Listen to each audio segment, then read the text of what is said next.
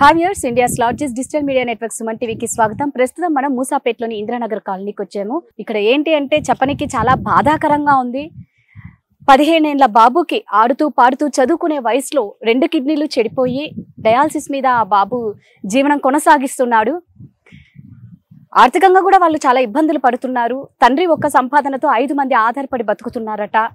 బాబు పరిస్థితి విని అసలు ఆ బాబు గురించి ఏంటో మనం పూర్తిగా తెలుసుకొని మన చేత తగినంత సహాయం చేయాలన్న ఒక ముఖ్య ఉద్దేశంతో, మంచి ఉద్దేశంతో ఇక్కడికి వచ్చాము. సో లోపలికి వెళ్ళి ఒక్కసారి ఆ బాబుని చూసి ఆ బాబు గురించి పూర్తి వివరాలు తెలుసుకుందాం. ఒకసారి లోపలికి వెళ్దాం పదండి. 30 నిమిషాలలో నొప్పి లేకుండా వేడికోస్ స్వయం చికిత్స ఆవేశ హాస్పిటల్ హైదరాబాద్.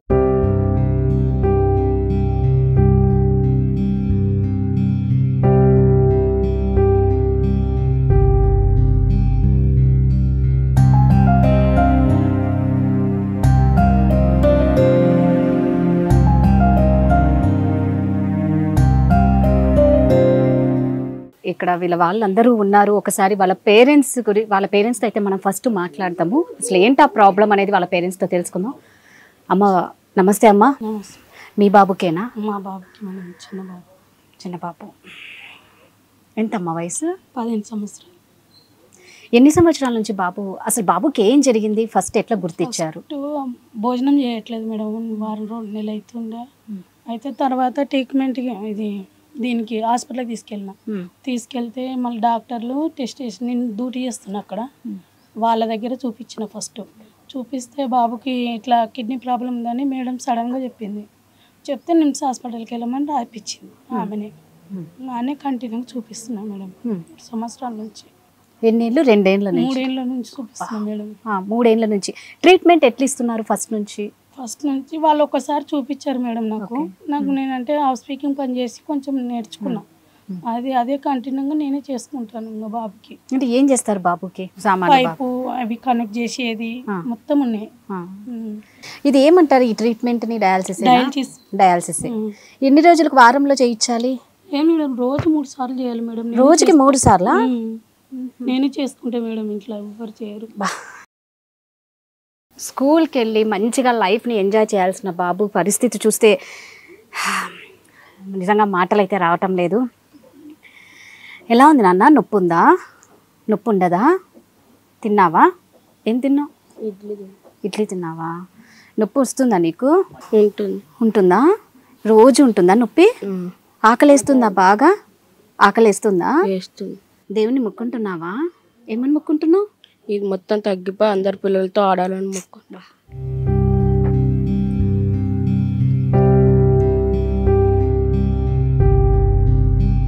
అసలు కల్మషం లేని పిల్లలు దేవుడితో సమానం అంటారు. ఆ భగవంతుడికే ఈ బిడ్డ నాకు ఇది పూర్తిగా నయం అయిపోవాలి, పిల్లలతో ఆడుకోవాలి అని అనిపిస్తుంది అంటే నాకైతే గుండె భారంగా ఉంది. మాట్లాడడానికి రావటం లేదు. నేను ఇది యాక్చువల్గా నిన్న విన్నప్పటి నుంచే నాకు అసలు ఎప్పుడెప్పుడు ఇక్కడికి రావాలి, బాబు పరిస్థితి అందరికీ తెలియాలి, ఎవరైనా గొప్ప మనసున్న వాళ్ళు వీళ్ళకి సహాయం చేయాలి అన్న ఒక్క ఉద్దేశంతో నేను ఇక్కడికైతే వచ్చాను. నాకు ఇంకా ఈ బాబుని చూసాక అసలు మాటలు రాలేదు.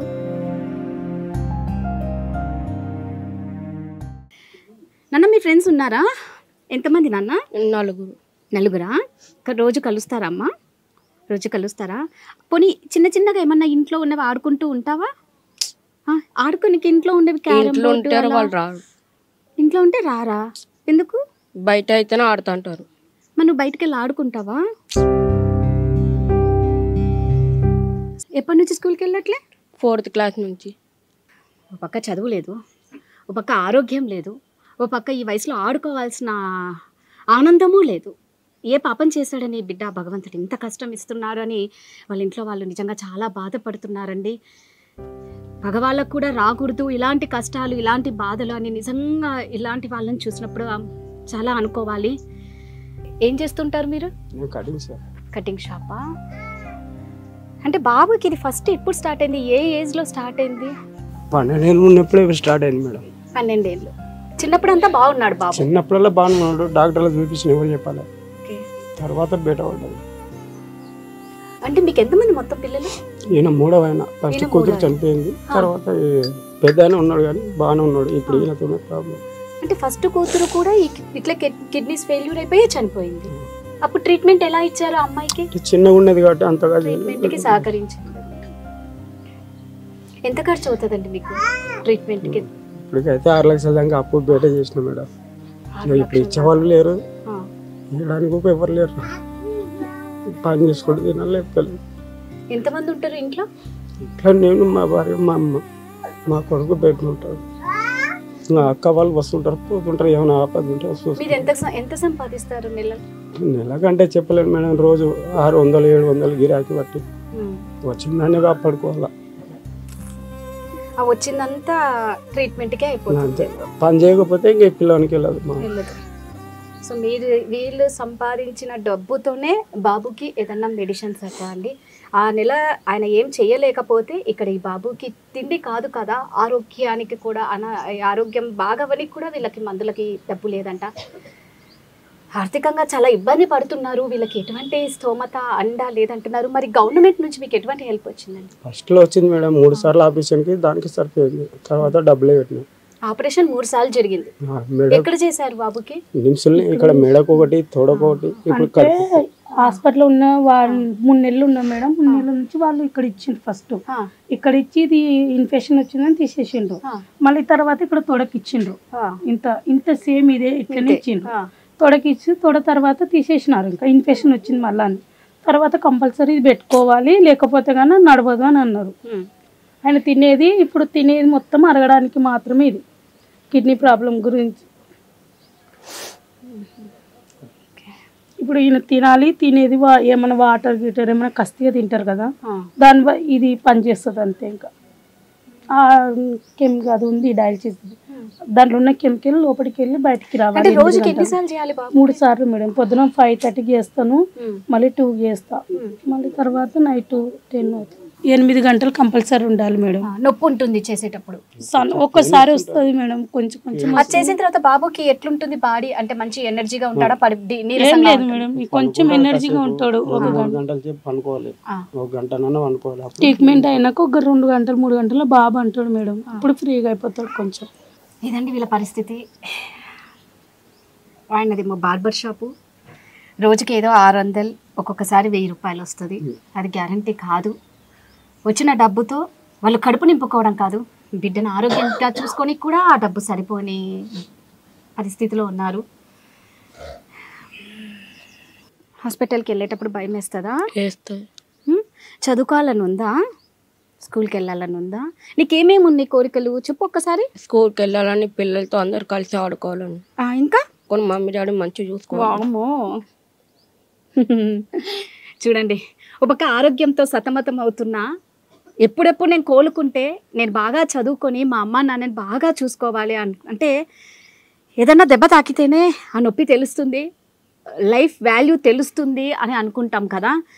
మరి ఈ వయసులో ఈ బిడ్డకి ఏం తెలుసండి? ఏ బరువు బాధ్యతలు తెలియని వయసులో నేను బాధ్యతలు మోస్తాను, భగవంతుడా నాకు ఆరోగ్యాన్ని ఇవ్వు అని అంటున్నాడంటే మాటలైతే రావట్లేదు.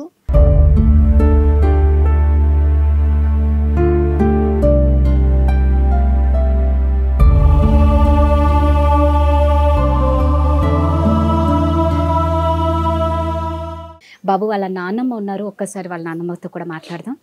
అమ్మ నమస్తే. అమ్మ ఎలా ఉన్నారమ్మా? అదొక్కటి ఆరోగ్యం బాగుంది, భగవంతుడు అదొక్కటి సాయం చేస్తే నా పిల్లగాడు అందరితో ఆడుకొని అంత సౌరత్యం చేసుకొని ఆరోగ్యం చూసుకుంటాడు కదా అని బాధంతే. ఆ బాబుతో పొయ్యి వస్తుంటే ఆడుకుంటుంటే పానం ఉండలేదు. మేమే జస్ట్ వస్తుందని పోనీయము, ఇంట్లోనే ఉంటాడు. ఎవరన్నా తెలిసిన పిల్లోడు వచ్చి రమ్మంటే పలుకుతాడు, లేకపోతే మమ్మీ. ఆర్థిక సహాయం మీకు వస్తే బాబుకి నయం అవుతుందా? అవుతుంది, మీరు సాయం చేస్తే అవుతుంది. సాయం చేస్తే నయం అవుతుంది. కిడ్నీ వేస్తే బాగుంటాడు. కిడ్నీలు వేసినారంటే ఇంకా నా బాబు ఆడుకుంటా ఏమన్నా చదువుకోవాలన్నా, ఒక పని చెయ్యాలన్నా, వాళ్ళ డాడీ మమ్మీ కాడికి పోవాలన్నా ఉంటుంది. అదొక్కటే మాకు బాధ. నా బాబుతో కోటొక్క దేవునికి మొక్కరాని మొక్కుతున్న భగవంతునికి. తల్లి మీ ఆజ్ఞతో ఎవరికైనా ఆగే ఇయ్యరి వచ్చి ఇంత సాయం చేస్తారు నా పిల్లగానికి అని చెప్పుతున్నా తల్లి నేను. బాధపడకమ్మా, నువ్వు ఆ భగవంతుడికి ఆ ముక్కున్నావు భగవంతుడినే కాబట్టి ఏదో ఒక దారి చూపిస్తాడు. ఎవరో ఒకరు గొప్ప మనసు చేసుకొని ఖచ్చితంగా సహాయం చేస్తారు. సాయం చేయాలని చేస్తారమ్మా, తల్లి నేను భగవంతుని నిన్నొక దినం ఏడుకునే దినం లేదు, అనుకునే దినం లేదు, పండుకునే దినం లేదు. మమ్మీ అన్యం పుణ్యం ఎరుగని బిడ్డ ఇంత కష్టపడుతున్నాడంటే ఆ భగవంతుడికి తెలుసు, ఖచ్చితంగా మార్గం చూపిస్తాడు. మీరు ధైర్యంగా ఉండి ధైర్యంగానే ఉంటా. కాకపోతే ఒక్కటి ఏమింటే నా నాయనకి ఒక్కడే తప్పిపోతే నా తండ్రి బంగారులక్క అందరిలక్క బాగా తిరిగి ఇంత చదువుకొని మమ్మీ నేను చదివినా, డాడీ ఇది చదివినా అంటే వాళ్ళకి సంతోషం, అమ్మమ్మ ఇది చదివినా అంటే వాళ్ళకల్లా వాళ్ళ మామగారికి వాళ్ళకల్లా సంతోషం అవుతుందని బాధపడుకున్నా. అంతవరకే నేను.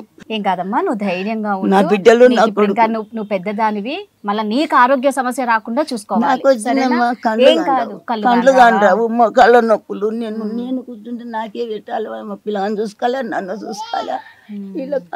వీళ్ళు వచ్చి మాట్లాడితే తక్కువైందమ్మంటే యాడ్ తక్కువైనా ముసలిది ఇల్లే నడచలేకుంది అని చెప్తే వాళ్ళు వచ్చి మా బాండవా అంటారు బిడ్డలు, మనవన్లు, మనవరాండ్లు.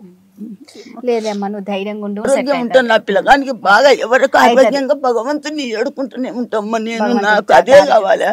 ధైర్యంగా ఉండాలి, అప్పుడు బాబు ధైర్యంగా ఉంటాడు. ఈ ఇంటి దగ్గర డల్లు ఉండడని ఆయమ్మ దగ్గర తొలకపోతా, ఆయమ్మ గారు డల్లు ఉండంటే ఆయమ్మ దగ్గరికి నవ్వుపిస్తూ ఉంటే బాబు ఆనందంగా ఉంటాడు, ఆరోగ్యంగా ఉంటాడు. అక్కలు, వాళ్ళ మామలు, వాళ్ళ అమ్మమ్మలు, వాళ్ళ నా తాతలు అందరూ నవ్విస్తుంటారు.